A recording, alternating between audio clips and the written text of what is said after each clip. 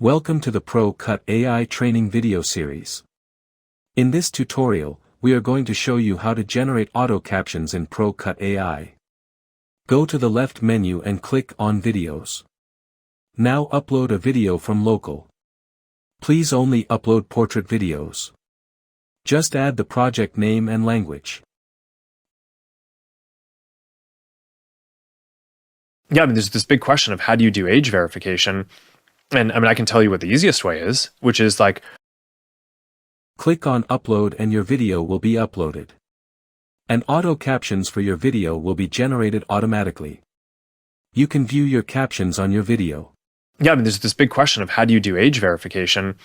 And I can tell you what the easiest way is. Now click on Export and your video will be ready. You can view your video. There's this big question of how do you do age verification?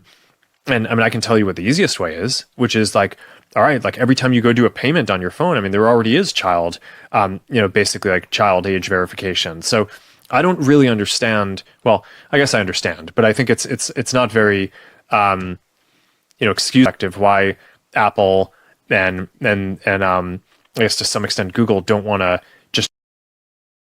Thanks for watching the video.